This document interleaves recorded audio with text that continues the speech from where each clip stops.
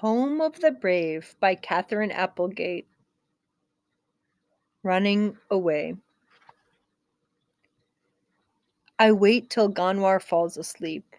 I don't want to be here anymore. I don't want to be in a place where my words taste wrong in my mouth. I don't want to live in a place where candy for a kind girl makes people angry, and every year the trees must die. I want to be in a place where the things I love and know are there within my reach. But where is that place? My aunt says I can find sun when the sky is dark, but she's wrong. I can't see what isn't there. I check the jar where I keep my pay from Lou. I have a handful of green papers and 4 silver washing machine coins.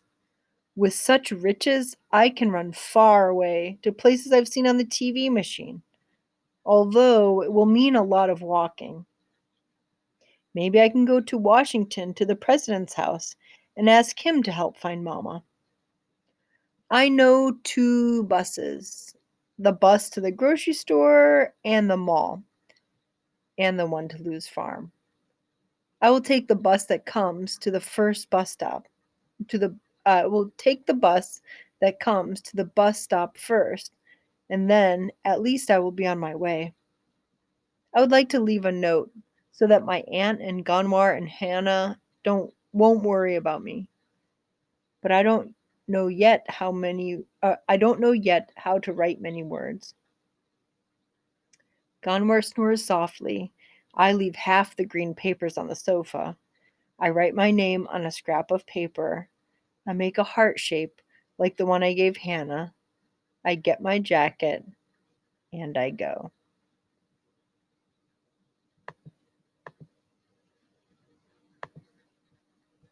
Bus. The evening air is cool and damp. I take the first bus that comes, the route that goes past Lou's. I put my coins in the hungry metal mouth beside the driver. The bus jerks and I grab a pole. How far does this bus go? I ask. To the airport, he says. The airport? I repeat. With the flying boats? The driver gives me a strange look. Sit down, kid. I think about this important news as I take a seat. For the first time, I wonder if I could go back home. I have my green money papers after all. I could fly to my home and find my mother myself. That is what a good son would do.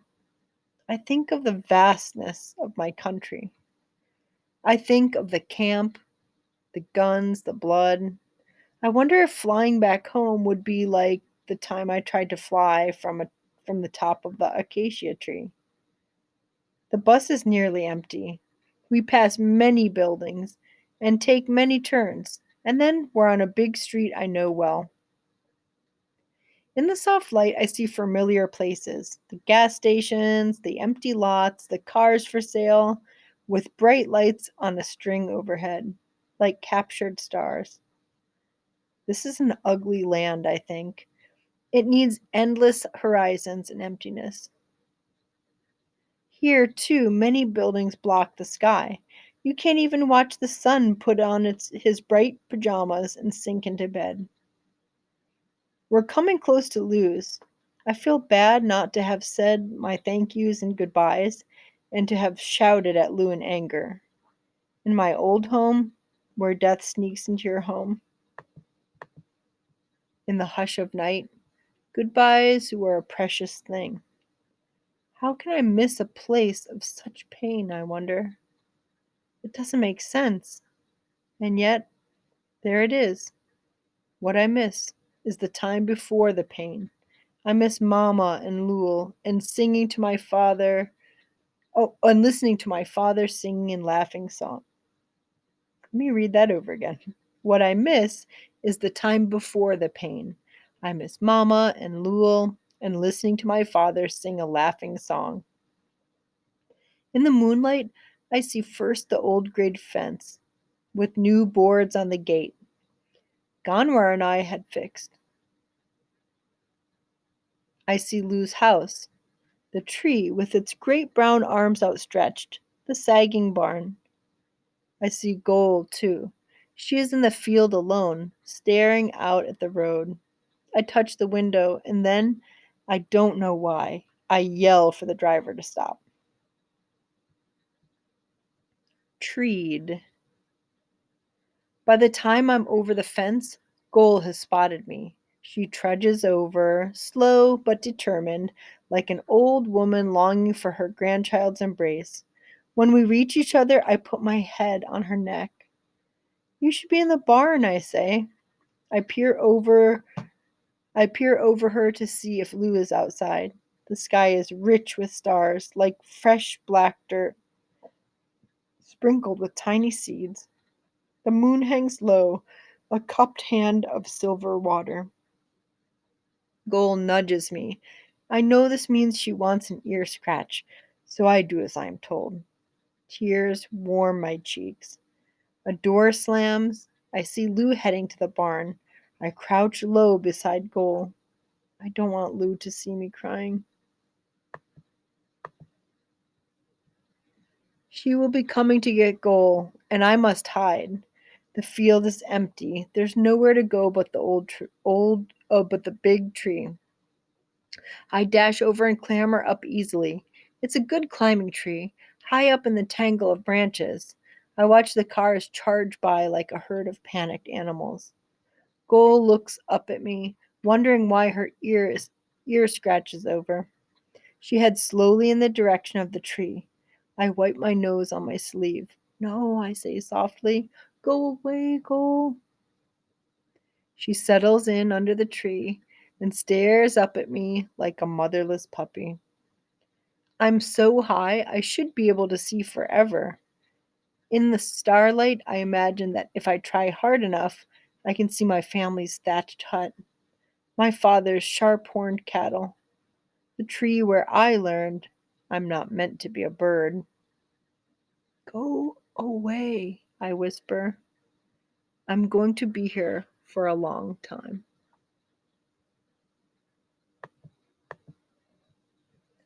Ganwar. I have been in the tree forever when I hear a bus screech to a stop.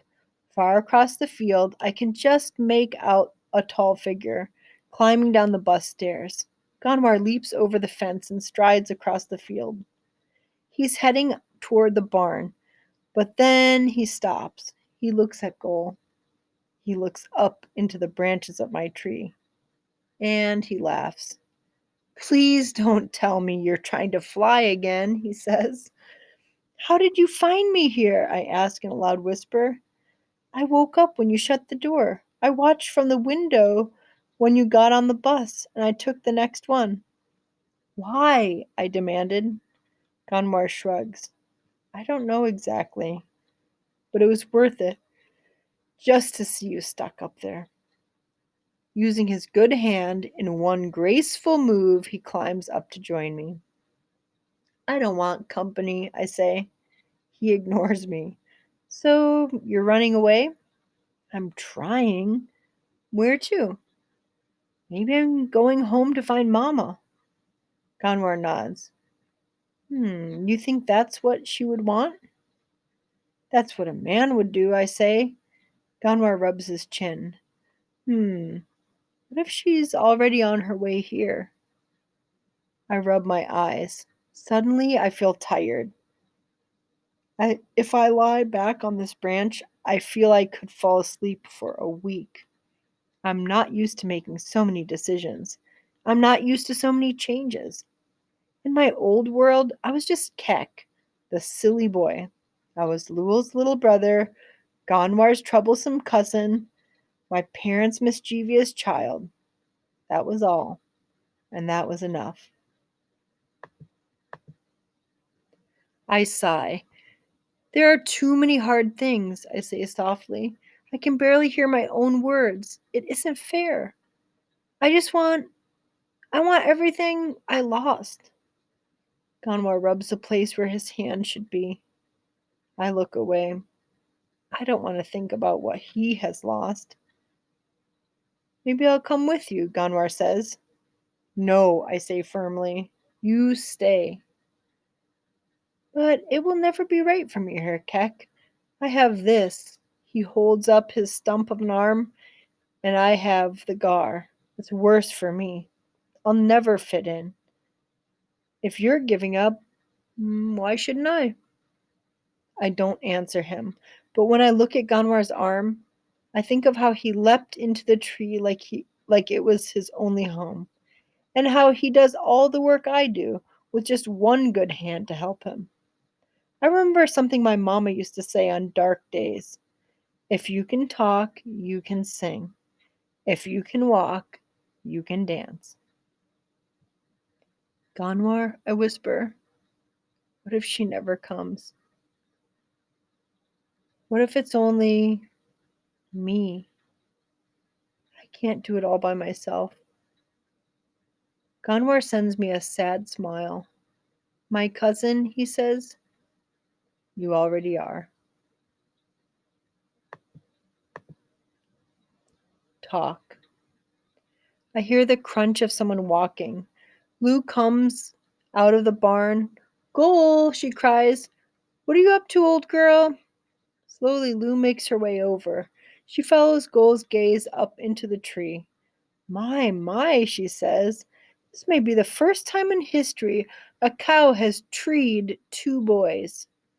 We climb down slowly. When I get to the bottom, Goal nudges me again. She wants her ear scratched to continue. I force myself to meet Lou's eyes. Moonlight glints on her silver hair like ice on snow. I'm sorry, I say, for being angry with you. It's not your fault about the farm. Lou smiles. Come on, you two. I could use a hand. We head toward the barn. Goal follows. Kind yellow light spills from the house. Lou and Ganwar and I stand there in the silent barn, stroking Goal and waiting. After a while, I help Lou toss some fresh hay into Goal's stall. How'd you end up in my tree this evening? Lou finally asks. I don't want to say the truth, but when Lou looks right at you, you cannot make up stories. I'm running away, I say. I see. Lou thinks about this for a moment. Want a cookie before you go? I think, too. A cookie would not be such a bad thing. Chocolate? I ask. Yep. I follow Lou and Ganwar into the house. It might be a long time before I see chocolate again. Changes. I take a handful of cookies to show my gratitude. Lou sits across from us at the kitchen table. The light spreads gentle shadows. So you're running away, Lou says.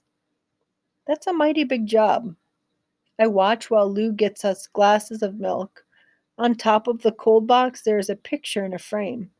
I see a pretty woman smiling. A man has his arms around her. He is tall and proud. Behind the woman is a small tree. Lou follows my gaze. That's me, she says, a very long time ago. And my husband, Robert. And that tree is the one you two climbed just now. I stare at the picture, then back at Lou. If I try very hard and think once upon a time, I think maybe I can find that young woman in her face. I imagine a time when the barn didn't sag and the cattle were many and strong, and hope grew fast as flowers in good earth. I imagine Lou saying goodbyes soon as this place that has been her home for so long. To live in a world with no snow and no cows. Lou pulls down another picture. This is my sister, the one in LA, she says. She has a little yard. I suppose I could plant some vegetables there. You can grow things year round. She stares at the picture. Imagine that. I spot a tiny seed of something fine sprouting in Lou's eyes. My heart is glad to see it. I remember my aunt's words. Keck finds sun when the sky is dark. That was easy to do when I was a child in my life before. It's not so easy when the clouds are low and black. I wonder if finding the sun is one way to be a man. I drink my milk. The clock ticks. Ganwar and Lu are watching me. I know it would be better to wait for Mama here, I say at last. Lu and Ganwar nod. They don't say anything. I guess I could come back to work until you have to leave, I add. That would be great, Lu says. I know Gol would like that. She could use more attention, Ganwar says. That cow does love a good ear scratch, Lu agrees. She's good for petting, I say. And leaning on, Ganwar adds. She's a very unusual cow, Lu says. Another idea comes into my head, like a new friend knocking on the door. Sometimes I very much like my brain, I say. What do you mean? Ganwar asks. I smile. I think maybe I just found some sun for Gol. Part 4. When spider webs unite, they can tie up a lion. African proverb. Herding. When Sunday comes, Lou is waiting for Ganwar and Hannah and me in the barn. She sips her coffee at her coffee mug. I just wish my trailer hitch hadn't rusted out, she says. We'll be fine, I tell her. Hannah is wearing her school backpack. I brought a map in case we get lost, she says, and some candy bars and water. It's a long way, Lou says in a worried voice. There's a lot of traffic. She shakes her head. I probably shouldn't be letting you do this. You probably don't have a choice, Ganwar says with a laugh. Maybe I should call ahead and explain things? Lou asks. Sometimes it's better to just walk up to the door and ask, I say. Lou grins. All right then. Let's get this show on the road. She gives Gol a kiss. See ya, girl. It's been a good ride. I take Gol's halter and off we go. The sun is a steady hand on our shoulders. We walk along the side of the busy road for many steps. Gol and me, then Hannah behind us, then Ganwar. When cars race by, they suck the air away. A huge truck grumbles past. Gol doesn't like the whoosh and the roar. She stops hard and refuses to go on. I pull. She pulls back. She hates being so close to the traffic, I say. I pat Gol and talk to her, and after a while, she agrees to move on. Good girl, I say, relieved. But up ahead, I see trouble is waiting. Traffic jam. We reach a crossing of two huge roads. Many lights hang from wires. Cars come and go like frantic ants. Don't worry, Ganwar says. I'll tell you when it's safe. He turns to Hannah. You sure this is the right way? Pretty sure, she answers. Ganwar watches the light, then steps into the road. A blue car zooms toward him, horn blaring. He leaps back. We wait a while longer, then Ganwar dives back into the traffic. Come on, he waves his hand, and hurry! We cross 3 lanes of cars and come to a thin strip of land covered with grass and tiny purple flowers. We've still got 3 more lanes, Ganwar says. But Gol has decided the purple flowers are a tasty treat. She grazes happily while I yank on her harness. Hannah pushes Gol's rump.